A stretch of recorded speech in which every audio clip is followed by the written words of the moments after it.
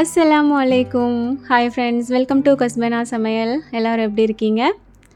ஒரு 2 வீக்ஸ்க்கு முன்னாடி எடுத்த ஒரு டே இன் மை லைஃப் vlog இப்போ தான் ரெடி பண்ண முடிஞ்சது. ஸோ உங்களுக்காக இந்த வீடியோ உங்களுக்கு இன்ட்ரெஸ்டிங்காக இருக்கிற மாதிரி ஒரு அவுட்டிங் vlog ப்ளஸ் அது மட்டும் இல்லாமல் ஹவுஸ் ஒய்ஃப்ஸ்க்கும் சரி, ஸ்கூல் படிக்கக்கூடிய குழந்தைங்க இருக்காங்க இல்லையா, அவங்க எல்லாருக்குமே யூஸ்ஃபுல்லாக இருக்கிற மாதிரியான ஒரு இன்ஃபர்மேஷனும் நான் ஷேர் பண்ணுறேன்.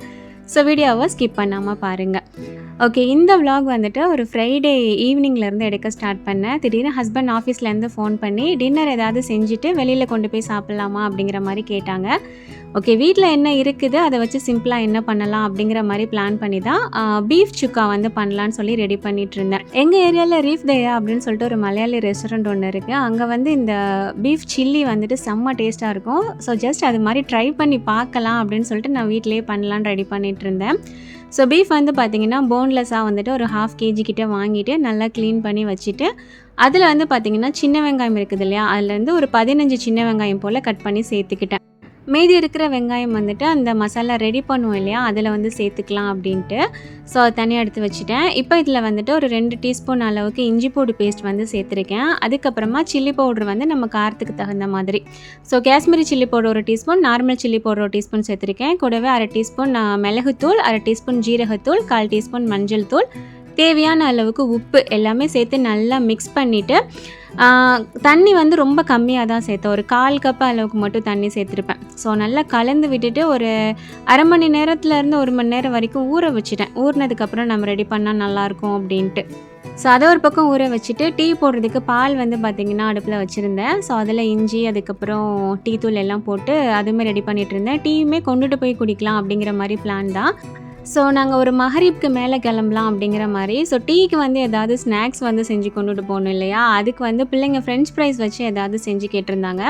ஸோ நான் வந்து ஃப்ரெஞ்ச் ஃப்ரைஸ் அதுக்கப்புறம் சிக்கன் எல்லாமே சேர்த்து லோடட் ஃப்ரைஸ் மாதிரி பண்ணுவேன். பட் இன்றைக்கி வந்து சிக்கன் இல்லை, ஏன்னா இது திடீர் முடிவு அப்படின்றனால ஓகே ஃப்ரெஞ்ச் ஃப்ரைஸ் இருக்கு இல்லையா, அதை வச்சு லோடட் ஃப்ரைஸ் மாதிரி பண்ணலாம் அப்படின்னு சொல்லிட்டு, இதுக்கு வந்து சீஸ் வச்சு ஒரு சாஸ் மாதிரி ரெடி பண்ணணும். அதுக்கு வந்துட்டு ஒரு சாஸ் பேனில் வந்து ஒரு 1/4 கப் அளவுக்கு வர மாதிரி பட்டர் வந்துட்டு சேர்த்துருக்கேன். இதிலே வந்துட்டு ஒரே ஒரு டேபிள் ஸ்பூன் அளவுக்கு கோதுமை மாவு இருக்குது இல்லையா, அது வந்துட்டு நான் சேர்க்குறேன். உங்களுக்கு மைதா சேர்க்கணுன்னாலும் சேர்த்துக்கலாம். அண்ட் இதிலே வந்துட்டு ஒரு 1/2 டீஸ்பூன் அளவுக்கு சில்லி பவுடர், அதுக்கப்புறம் ஒரு 1/2 டீஸ்பூன் அளவுக்கு மிளகுத்தூள் வந்து சேர்த்துட்டு நல்லா அந்த பட்டர்லேயே மிக்ஸ் ஆகிற மாதிரி ஒரு தடவை கலந்து விட்டுறலாம். ஸோ நல்லா கலந்து விட்டதுக்கு அப்புறமா நம்ம வந்து பால் சேர்க்க போகிறோம். நார்மலாக அந்த ஒயிட் சாஸ் பாஸ்தாலாம் பண்ணும்போது ஒரு சாஸ் ரெடி பண்ணுவோம் இல்லையா, சேம் அந்த மெத்தட் தான். பட் இதில் வந்து நம்ம கொஞ்சம் ஸ்பைசஸ் சேர்த்து பண்ணுற மாதிரி இருக்கும். அண்ட் இந்த டைமில் வந்துட்டு சரியாக 1 கப் அளவுக்கு பால் வந்து சேர்த்துருக்கேன். நார்மல் நம்ம டீ போடுற பால் இருக்கு இல்லையா, காய்ச்சாத பால், அதுதான். கொஞ்சமாக தண்ணியுமே சேர்த்துட்டு நல்லா மிக்ஸ் பண்ணி விட்டுக்கிறேன். இதில் வந்து நம்ம கோதுமை மாவு சேர்த்துருக்கோம் இல்லையா, அதனால அது வந்து நல்லா திக்காகும் கொஞ்சம் டைம் ஆக. ஸோ அதனால் நல்லா இந்த மாதிரி விஸ்க் வச்சு மிக்ஸ் பண்ணிகிட்டே இருந்தோம் அப்படின்னா நல்லா கலந்து வந்துடும், இல்லைன்னா கட்டி பிடிச்சிரும். அண்ட் இந்த டைமில் வந்து பார்த்திங்கன்னா சீஸ் வந்துட்டு நான் சேர்த்துருக்கேன். என்கிட்ட வந்து இந்த செடர் சீஸ் வந்துட்டு இருந்தது. ஸோ அதுதான் நான் சேர்த்துட்டேன். உங்கள்கிட்ட ஸ்லைஸ் இருந்தது அப்படின்னாலும் நீங்கள் அது கூட சேர்த்துக்கலாம். டேஸ்ட் இன்னுமே நல்லா வரும். ஸோ சீஸ் சேர்த்துட்டு நல்லா கலந்து விட்டுட்டு அதுக்கப்புறமா நம்ம ஆற வச்சு இந்த லோடட் ஃப்ரைஸ் வந்து நம்ம பண்ணுற மாதிரி இருக்கும்.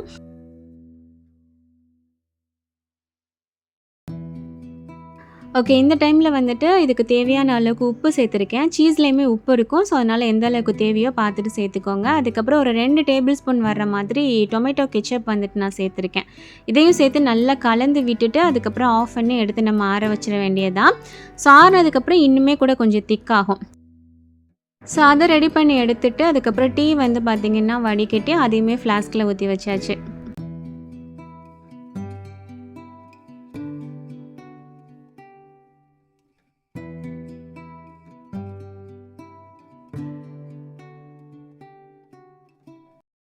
அண்ட் அதுக்கப்புறமா பீஃப் வந்து பார்த்திங்கன்னா ஊற வச்சுருந்தேன் இல்லையா, ஸோ அதை வந்துட்டு அடுப்பில் வச்சுட்டு ஒரு 2 விசில் வச்சு எடுத்துக்கிறேன். இங்கே உள்ள பீஃப் வந்துட்டு நல்லா சீக்கிரமாகவே வெந்துடும். ஸோ ஜஸ்ட் ஒரு 2 விசில் மட்டும் வச்சு எடுத்தேன். ரொம்ப கம்மியாக தான் தண்ணி ஊற்றினேன். ஒரு 1/4 கப்புக்கும் கொஞ்சமாக தான் தண்ணி ஊற்றினேன். ஆனாலும் அது இவ்வளோ தண்ணி விட்டுருச்சு. ஸோ இந்த ரெசிபி பண்ணுறதுக்கு நமக்கு அந்த பீஃப் மட்டும் ட்ரையாக இருக்கிற மாதிரி வேணும். ஸோ அதனால் அந்த தண்ணியை வந்து பார்த்திங்கன்னா வடிகட்டிட்டேன். தண்ணியை என்ன பண்ணுறேன் அப்படிங்கிறதையும் நான் உங்களுக்கு சொல்கிறேன். அப்புறம் இதுக்கு வந்துட்டு இஞ்சி வெள்ளைப்பூடு வந்து நம்ம பேஸ்ட்டாக சேர்க்குறத விட நல்லா இடிச்சிட்டு சேர்த்தோம் அப்படின்னா நல்லாயிருக்கும். ஏன்னா நான் சாப்பிடும்போது அது அங்கங்கே தட்டுப்பட்ட மாதிரி இருந்தது. ஸோ அதனால் இந்த மாதிரி தான் இருக்குமோ அப்படின்ற மாதிரி நான் பண்ணுறேன். அண்ட் கூடவே குடமிளகா இருக்குது இல்லையா, அது வந்து ஒரு சின்ன பீஸ், அதாவது பாதி குடமிளகா மட்டும் எடுத்து கட் பண்ணி வச்சுருக்கேன். அதுக்கப்புறமா பேலன்ஸ் இருந்த வெங்காயம், கருவேப்பிலை எல்லாமே எடுத்து வச்சுருக்கேன். இப்போ வந்துட்டு ஒரு இரும்பு கடாய் எடுத்துகிட்டு தேங்காய் எண்ணெய் வந்து நான் சேர்த்துக்கிறேன். ஒரு 2 டேபிள் ஸ்பூன் வர மாதிரி. ஏன்னா அது மலையாளி ரெஸ்டாரண்ட் அப்படின்றனால கண்டிப்பாக தேங்காய் எண்ணெயில் தான் பண்ணியிருப்பாங்க அப்படின்ட்டு. அந்த எண்ணெய் சூடாகி வந்ததுக்கப்புறமா இஞ்சி வெள்ளைப்பூடு வந்துட்டு நம்ம இடித்து வச்சுருந்தோம் இல்லையா, அது அண்ட் கருவேப்பிலை 2மே சேர்த்துட்டு நல்லா வறுத்து விட்டுக்கலாம். இந்த இஞ்சி வெள்ளைப்பூடு வந்து பார்த்திங்கன்னா நல்லா அதோட பச்சை வாசம் எல்லாம் போகணும். ஸோ அது வரைக்கும் நல்லா வறுத்து விட்டுட்டு ஒரு 15 சின்ன வெங்காயம் போல் வந்துட்டு நீளமாக கட் பண்ணி வச்சுருந்தேன், அதையுமே சேர்த்துக்கிறேன். ஸோ நல்லா வதக்கி விட்டுறலாம். அப்புறம் நம்ம சேர்த்த வெங்காயம் வந்து பார்த்திங்கன்னா மொறுன்னு ஆகணும். அப்போ தான் அந்த ரெசிபிக்கு வந்துட்டு நல்லாயிருக்கும்னு நினைக்கிறேன். ஸோ இந்த அளவுக்கு நல்லா பொரிஞ்சு வந்ததுக்கப்புறமா குடமிளகா வந்து கட் பண்ணி வச்சுருந்தேன் இல்லையா, அது வந்துட்டு நான் சேர்த்துக்கிறேன். சேர்த்துட்டு இதையும் நல்லா வதக்கி விட்டுக்கலாம். பட் குடமிளகா வந்து ரொம்ப நேரம் வேகணும் அப்படின்னு இல்லை, ஜஸ்ட் ஒரு 1 or 2 மினிட்ஸ் மட்டும் லைட்டாக வதக்கி விட்டுக்கிட்டோம் அப்படின்னா போதும். அண்ட் இதுக்கப்புறமா நம்ம ஆல்ரெடி வேக வச்சுருந்தோம் இல்லையா பீஃப், அது வந்துட்டு சேர்த்துக்கலாம். சேம் இதே ரெசிபி மட்டன் இல்லைனா சிக்கன் வச்சு கூட பண்ணலாம். நீங்கள் பீஃப் சாப்பிட மாட்டீங்க அப்படின்னா அந்த மாதிரி ட்ரை பண்ணி பாருங்கள். ஓகே, தண்ணி இல்லாமல் ஜஸ்ட் அந்த பீசஸ் மட்டும் இருக்கிற மாதிரி எடுத்து சேர்த்துட்டு நல்லா நம்ம வந்து வதக்கி விட்டுக்கலாம். நல்லா ஒரு 2 நிமிஷத்துக்கு எண்ணெயிலே நல்லா வதக்குனதுக்கு அப்புறமா இப்போ இதில் 1/2 டீஸ்பூன் சில்லி பவுடர், 1/2 டீஸ்பூன் மிளகுத்தூள், அதுக்கப்புறமா பட்டை கிராம்பு ஏலக்காய் தூள் நம்ம வந்து ரெடி பண்ணி வச்சுருப்போம் இல்லையா, இதிலேருந்து ஜஸ்ட் ஒரு 1/4 டீஸ்பூன் மட்டும் வர மாதிரி சேர்த்துருக்கேன் ஒரு ஃப்ளேவருக்காக. ஸோ இந்த மசாலா எல்லாம் சேர்த்துட்டு நல்லா கலந்து விட்டுக்கலாம். நான் சாப்பிடும் போது அந்த ரெஸ்டாரண்ட்டில் பார்த்திங்கன்னா இன்னுமே நல்ல டார்க் ரெட் கலராக இருந்த மாதிரி இருந்தது. கலர்ஸ் எதுவும் சேர்க்குறாங்களா என்னங்கிறது எனக்கு தெரியலை. பட் நான் பண்ணது கலர் இந்த மாதிரி தான் வந்தது. பட் டேஸ்ட் ஒரு 80% வந்துட்டு நான் கொண்டுட்டு வந்துட்டேன். ஸோ அவ்வளோதான். இப்போ வந்து பார்த்திங்கன்னா பீஃப் சில்லி வந்துட்டு ரெடி ஆயிடுச்சு. உண்மையிலே டேஸ்ட் ரொம்ப சூப்பராக இருந்தது. ஹஸ்பண்டுமே சாப்பிட்டு பார்த்துட்டு அதே மாதிரி இருக்குது அப்படின்னு தான் சொன்னாங்க. ஸோ கடைசியாக வந்துட்டு கொஞ்சமாக மல்லி இலை வந்து பார்த்திங்கன்னா சேர்த்து கலந்து விட்டுட்டு அப்படியே மூடி வச்சிட்டேன். ஸோ அன்றைக்கி டின்னருக்கு வந்து இது கூட வந்துட்டு பரோட்டா வாங்கிட்டு போகலாம் அப்படிங்கிற மாதிரி பிளான் இருந்தது. ஜஸ்ட்டு பரோட்டாவும் இதுவும் மட்டும் வச்சு சாப்பிட முடியாது, கொஞ்சம் ட்ரையாக இருக்கும். அதனால் அன்றைக்கி மதியானம் வந்து பார்த்திங்கன்னா தால்ச்சா பண்ணியிருந்தேன். மட்டன் முள் இருக்கு இல்லையா, எலும்பு போட்டு தால்ச்சா. ஸோ அந்த தால்ச்சா கூடவே பரோட்டா இந்த சுக்கா ரெடி பண்ணி கொண்டுட்டு போகிற மாதிரி தான் நான் பிளான் பண்ணியிருந்தேன். ஸோ இனிமேல் வந்து தால்ச்சா மட்டும் பார்த்திங்கன்னா சூடு பண்ணி எடுக்கணும். அப்புறம் ஃப்ரெஞ்ச் ஃப்ரைஸ் வந்து பார்த்திங்கன்னா ரெடி பண்ணி எடுத்துட்டேன். எப்போ வந்து நம்ம லோடட் பண்ண போகிறோமோ அதுக்கு ஒரு 5 மினிட்ஸ்க்கு முன்னாடி நம்ம ரெடி பண்ணிட்டோம் அப்படின்னா போதும். ஸோ லைட்டாக நான் வந்துட்டு ஆற வச்சுக்கிட்டேன், ஏன்னா பிளாஸ்டிக் பாக்ஸில் போடுற மாதிரி இருந்தது அதனால். அண்ட் இது பண்ணுறதுக்கு வந்து கண்டிப்பாக மைனஸ் வந்துட்டு தேவைப்படும் இல்லையா. பட் என்கிட்ட வந்துட்டு இந்த 1000 ஐலாண்ட் அப்படின்னு சொல்லிட்டு ஒரு ட்ரெஸ்ஸிங் வரும். இது வந்து செம்ம சூப்பராக இருக்கும் டேஸ்ட்டு. ஸோ ரீசெண்ட் டைமில் இதுக்கு வந்து பார்த்திங்கன்னா அடிக்ட் ஆகிட்டோம் அப்படின்னே சொல்லலாம், அவ்வளோ சூப்பராக இருக்கும். நான் வந்து இதுதான் சேர்த்துக்க போகிறேன். பட் நீங்கள் வந்துட்டு மைனஸ், சில்லி சாஸ், அதுக்கப்புறம் டொமேட்டோ கெச்சப் இருக்கு இல்லையா, அது 3த்தையும் மிக்ஸ் பண்ணிவிட்டு சேர்த்துக்கோங்க. ஆக்சுவலாக அப்படி தான் லோடடுக்கு சேர்க்கணும். என்கிட்ட இந்த ட்ரெஸ்ஸிங்கில் வந்து டேஸ்ட் வந்து பார்த்திங்கன்னா அது 3ஐயும் மிக்ஸ் பண்ண மாதிரி தான் சேம் டேஸ்ட் இருக்கும். அதனால் நான் வந்துட்டு அந்த ட்ரெஸ்ஸிங் வந்துட்டு சேர்த்துருக்கேன். ஸோ நம்ம கொஞ்சமாக ஃப்ரைஸ் போட்டுட்டு அதுக்கப்புறம் இந்த சீஸ் சாஸ் வந்து ரெடி பண்ணி வச்சுருந்தேன் இல்லையா, அதுக்கப்புறம் அதுக்கு மேலே அந்த ட்ரெஸ்ஸிங் வந்து நான் சேர்த்துக்கிறேன். இது கூட சிக்கனுமே நம்ம ஃப்ரை பண்ணி சேர்த்தோம் அப்படின்னா இன்னும் செம்ம டேஸ்ட்டாக இருக்கும். பட் அன்னைக்கு வந்து என்னால் பண்ண முடியல. இன்னொரு நாள் இதோட ரெசிபி வந்து நான் உங்களுக்கு சூப்பராக நான் தரேன். சிக்கன் வந்து 65 பண்ணுற மாதிரி பொரிக்கக்கூடாது, அது வேறு மாதிரி பொரிக்கணும். இன்ஷால்லா அதோட ரெசிபி ஒரு நாளைக்கு நான் டீட்டெயிலாக உங்களுக்கு ஷேர் பண்ணுறேன். ஸோ இது வந்து பார்த்திங்கன்னா ரெடி பண்ணிட்டேன். கடைசியாக பார்க்குறதுக்கு கொஞ்சம் கலர்ஃபுல்லாக இருக்கணும் அப்படின்றதுக்காக கெச்சப் இருக்குது இல்லையா, அது வந்து லைட்டாக சேர்த்துக்கிட்டேன். ஸோ கொஞ்சம் அங்கங்கே ரெட் கலரில் தெரியும் அப்படின்றதுக்காக. ஸோ செம்ம சூப்பராக ஃப்ரெஞ்ச் ஃப்ரைஸ் வச்சு ஒரு லோடட் ஃப்ரைஸ் வந்து பார்த்திங்கன்னா ரெடி பண்ணியாச்சு. என்னோடய பிள்ளைங்களுக்கு வந்து இது ரொம்ப பிடிக்கும், எனக்கும் தான். ஸோ நீங்களுமே ட்ரை பண்ணி பாருங்கள். அண்ட் தால்ச்சா வந்து பார்த்திங்கன்னா சூடு பண்ணும்போது அந்த பீஃப் வேக வச்ச அந்த தண்ணி வந்து இருந்தது இல்லையா, மசாலா தண்ணி, அதை வந்து இதில் நான் சேர்த்துக்கிட்டேன்.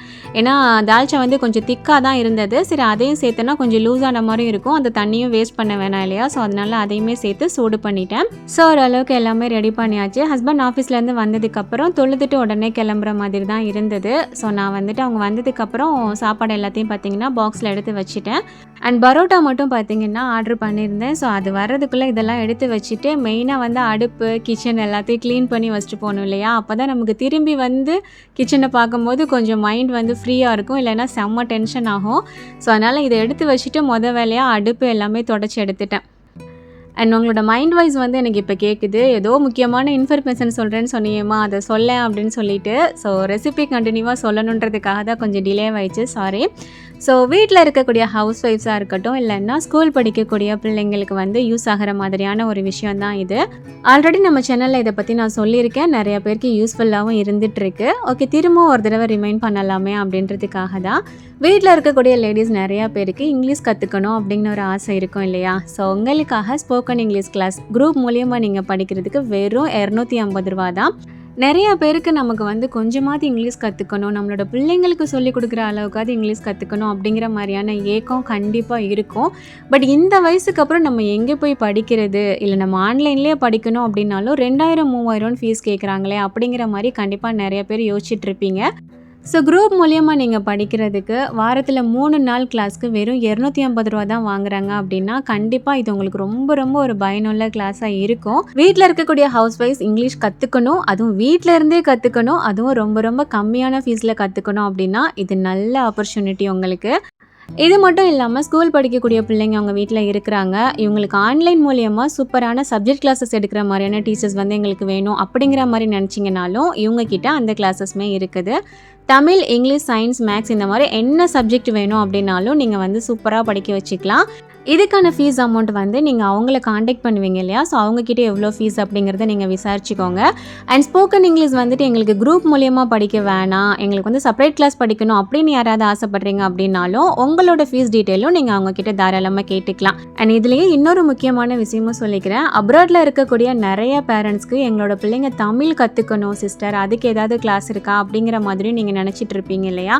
ஸோ நீங்களுமே வந்துட்டு இவங்க மூலியமாக தமிழ் கிளாஸ் மட்டும் செப்பரேட்டாக படிக்க வைக்கணும் அப்படின்னாலும் தாராளமாக படிக்க வைக்கலாம். ஸோ எங்களோட எல்லா டீட்டெயில்ஸுமே நான் வந்து டிஸ்கிரிப்ஷன் அதுக்கப்புறம் கமெண்ட் பாக்ஸில் வந்து பின் பண்ணுறேன்.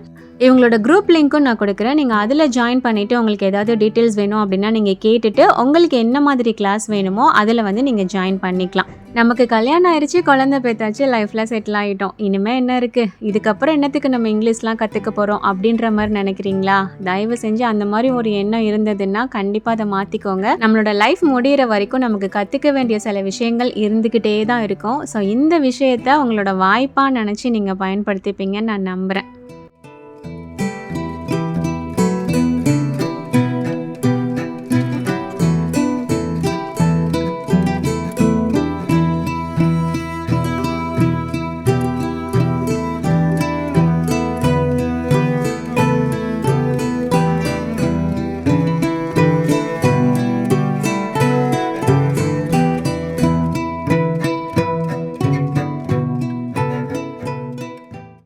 அண்ட் இப்போ வரைக்கும் நாங்கள் எங்கே போகிறோம் அப்படிங்கிறத நான் அவங்கக்கிட்ட சொல்லலைன்னு நினைக்கிறேன். இங்கே ஜுமைராவில் கைட் பீச் அப்படின்னு சொல்லிட்டு ஒரு பீச் ஒன்று இருக்குது, ரொம்ப சூப்பராக இருக்கும். அண்ட் அதுக்கு பக்கத்துலேயே normal night beach, swimming beach அப்படின்னு சொல்லிட்டு ஒரு பீச் இருக்கும். ஸோ அந்த 2 பிளேஸ்க்குமே வந்துட்டு போகலாம் அப்படிங்கிற மாதிரி தான் நாங்கள் வந்து ஜுமைரா போயிருந்தோம்.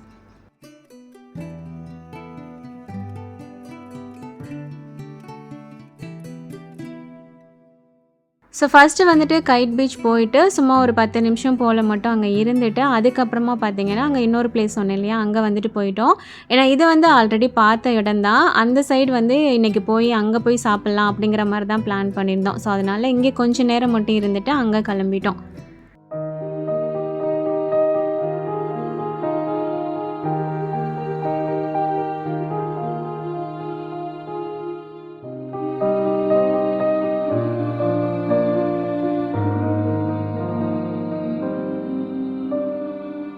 அண்ட் பக்கத்துலேயே தான் வந்து பார்த்திங்கன்னா அந்த இடமும் இருந்தது, அந்த ஸ்விம்மிங் பீச் வந்துட்டு சொல்லியிருந்தேன் இல்லையா? ஸோ அங்கே வந்துட்டோம். முதல்ல டீ குடிக்கணும் அப்படிங்கிற ஒரு, ஏன்னா ஈவினிங் ஆகிட்டாலே நமக்கு டீ குடிக்கணும். இங்கே மகரிப்க்கு மேலே ஆயிடுச்சு, முதல்ல உட்காந்து டீயை குடிச்சிட்டு அதுக்கப்புறம் மற்றதெல்லாம் பார்த்துக்கலாம் அப்படின்னு சொல்லிட்டு பாயை விரிச்சிட்டு உட்காந்தாச்சு. நல்லா சுட சுட டீ கூட அந்த லோடட் ஃப்ரைஸ் வச்சு சாப்பிடும்போது எப்படி இருக்கும் நான் சொல்லவே தேவையில்லை. நார்மலாக வீட்டில் வச்சு சாப்பிடும் போதே அது நல்லாயிருக்கும். இந்த மாதிரி பீச்சில் குளு குளுன்னு ஒரு இடத்துல உட்காந்து சாப்பிட்டா செம்ம சூப்பராக இருந்தது. அண்ட் இப்போ யூஏல கிளைமேட்டுமே பார்த்திங்கன்னா செம்மையாக இருக்குது, விண்டர் வந்து ஸ்டார்ட் ஆகிருச்சு. ஸோ ஈவினிங் டைமில் நம்ம வெளியில் போனோம்னாலே அப்படி ஒரு மாதிரி குளு குளுன்னு தான் இருக்குது. ஸோ ஒரு வழியாக பார்த்திங்கன்னா அவங்களுக்கு பாக்ஸை பார்த்தாலே தெரியும், நல்லா வலிச்சு சாப்பிட்டு முடிச்சாச்சு. அதுக்கப்புறமா பிள்ளைங்க வந்து பார்த்திங்கன்னா கொஞ்சம் நேரம் தண்ணியில் வந்துட்டு குளிச்சுட்டு இருந்தாங்க, அவங்க குளிக்கவே இறங்கிட்டாங்க. ரொம்ப உள்ளெல்லாம் போகக்கூடாது, வெளியில கரையில தான் நிக்கணும் அப்படின்னு சொல்லிட்டு சுரைமா பார்த்துக்க சொல்லியிருந்தேன். அதுக்கப்புறம் நானும் ஹஸ்பண்டும் வந்துட்டு சரி பக்கத்துல அப்படியே நடந்து போய் பார்க்கலாம் என்னலாம் இருக்கு அப்படின்னு சொல்லிட்டு வந்திருந்தோம்.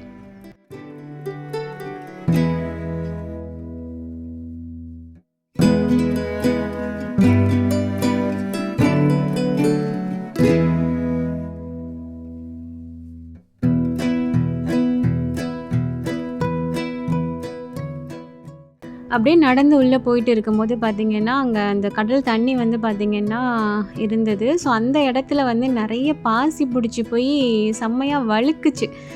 ஒரு பயம் வேற நடக்கணும்னு ஆசையா வேற இருக்குது உள்ள. அதுக்கப்புறம் பாசியில வழுக்கி கிழுக்கி கீழ விழுந்துருமோ அப்படிங்கிற மாரி ஒரு பயம். சரி ஜஸ்ட் முன்னாடி மட்டும் நின்டுட்டு கால் நனச்சுட்டு அப்படியே போயிரலாம் அப்படின்னு சொல்லி நின்னுட்டுருந்தேன்.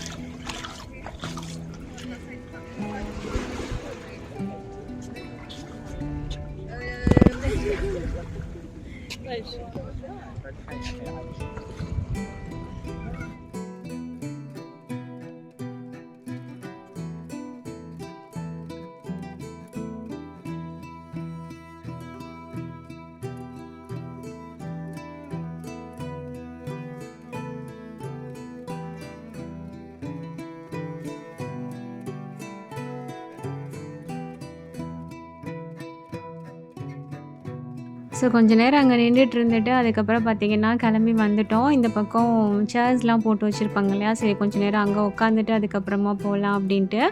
அந்த கிளைமேட்டுக்கும், அதுக்கப்புறம் அங்க அடிக்கிற காத்து, நல்ல ஒரு அமைதியான சூழல். அதுக்கெல்லாம் பார்த்தீங்கன்னா, தூக்கம் அப்படிதான் ஒரு மாரி சொக்குச்சு. பட் இங்க வந்து நம்ம தூங்குறதுக்கு வரல இல்லையா? நம்ம பாட்டுக்கு தூங்கிட்டோம்னா, தூங்க மூஞ்சின்னு வேற சொல்லி நம்மள கேவலப்படுத்திருங்க. அதனால சரி வேணாம் இந்த இடத்துல உட்கார வேணாம். பேசாம எந்திரிச்சு போயிரலான்னு சொல்லிட்டு, அங்க பாய் விரிச்சு வச்சிருந்தோம் இல்லையா? அப்படியே அங்க போயாச்சு. அண்ட் அதுக்கப்புறமும் உடனேலாம் சாப்பிடல. ஏன்னா அப்போதைக்குள்ள தான் டீலாம் குடித்தோம் இல்லையா? ஒரு 2 ஹவர்ஸ் கழிச்சு அது வரைக்கும் பிள்ளைங்க வந்து நல்லா விளையாடிட்டு இருந்தாங்க. குளிச்சுட்டு அவங்கள திருப்பியும் குளிக்க ஊத்தி ட்ரெஸ்லாம் மாத்தி விட்டுட்டு, அதுக்கப்புறம் கிளம்புறதுக்கு ஒரு 1/2 அன் ஹவருக்கு முன்னாடி தான் வந்துட்டு சாப்பிட்டோம்.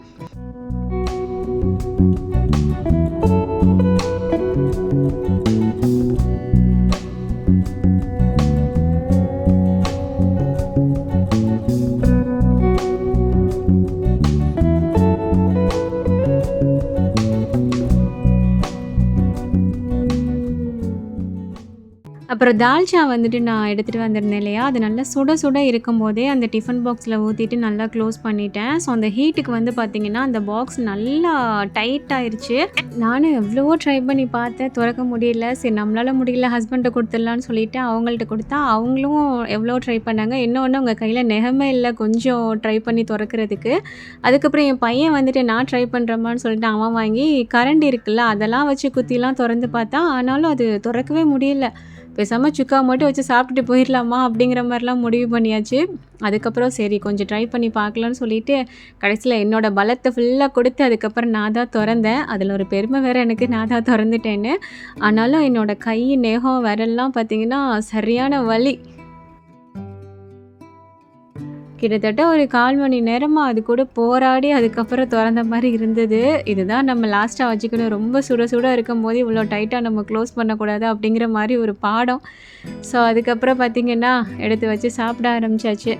நமக்கு எப்போவுமே ஏதாவது சமைச்சு எடுத்து கொண்டுட்டு போய் வெளியில வச்சு சாப்பிட்றதுக்கு வந்து ரொம்ப பிடிக்கும் இல்லையா? இப்போ ரீசெண்டா எனக்கு வந்து பார்த்தீங்கன்னா, வெளியில போய் ஏதாவது சமைக்கணும் அப்படிங்கிற மாரி ஒரு ஆசை. வீட்லயே எல்லாமே எடுத்து கொண்டுட்டு போய் வெளியில வச்சு சமைக்கணும் அப்படிங்கிற மாரி. ஸோ அதுக்கான ஒரு நல்ல வாய்ப்பு வந்து நான் பார்த்துட்ருக்கேன். இன்ஷா அல்லாஹ் கண்டிப்பா அது மாரி அமைஞ்சதுன்னா நான் வீடியோ வந்து உங்களுக்கு ஷேர் பண்ணுறேன் இன்ட்ரெஸ்டிங்கா இருக்கிற மாதிரி. அண்ட் ஒரு சில பிளேஸஸ்மே வந்துட்டு சர்ச் பண்ணி வச்சுருக்கேன். எங்கே கொண்டுட்டு போய் சமைக்கலாம், என்ன சமைக்கலாம் அப்படிங்கிற மாதிரியான ஒரு சில ஐடியாஸ்லாம் இருக்குது. பட் அதுக்கான டைம் வந்து நமக்கு வரணும் இல்லையா? ஸோ அந்த மாதிரி சான்ஸ் கிடைச்சதுன்னா அப்படி ஒரு வீடியோ வந்துட்டு நான் ஷேர் பண்ணுறேன். ஸோ எனக்குமே ரொம்ப நாள் ஆசை அந்த மாதிரி பண்ணணுன்ட்டு. ஓகே இன்ஷா அல்லாஹ் பார்க்கலாம். ஸோ அதுக்கப்புறம் சாப்பிட ஆரம்பிச்சாச்சு. பரோட்டா, தால்ச்சா, அதுக்கப்புறம் அந்த பீஃப் சுக்கா. உண்மையிலே பீஃப் சுக்கா செம்ம டேஸ்ட்டாக இருந்தது. பீஃப் சில்லி அதுக்கு பேர். ஸோ செம்ம சூப்பராக சாப்பிட்டுட்டு அதுக்கப்புறம் பார்த்தீங்கன்னா, ஒரு 1/2 அன் ஹவர் கிட்ட நாங்கள் அங்கே இருந்துட்டு அதுக்கப்புறமா நாங்கள் கிளம்புனோம். அண்ட் இன்றைக்கான வீடியோவும் அவ்வளோதான். இன்றைக்கி நான் கொடுத்த ரெசிபி அண்ட் இந்த அவுட்டிங் வந்து உங்களுக்கு இன்ட்ரெஸ்டிங்காக இருந்திருக்கும்னு நான் நினைக்கிறேன். அது மட்டும் இல்லாமல் நான் கொடுத்த இன்ஃபர்மேஷன் கண்டிப்பாக உங்களுக்கு யூஸ்ஃபுல்லாக இருந்திருக்கும்னு நினைக்கிறேன். கண்டிப்பாக இதை வந்து யூஸ் பண்ணிக்கோங்க. டீட்டெயில்ஸ் எல்லாமே கமெண்ட் பாக்ஸ்லேயும் டிஸ்கிரிப்ஷன்லேயும் பின் பண்ணியிருக்கேன். அப்புறம் வழக்கம் போல தான் வீடியோ பிடிச்சது அப்படின்னா லைக் பண்ணிக்கோங்க. புதுசாக பார்க்குறவங்க மறக்காமல் நம்ம சேனலை சப்ஸ்கிரைப் பண்ணிக்கோங்க. தேங்க்ஸ் ஃபார் வாட்சிங்.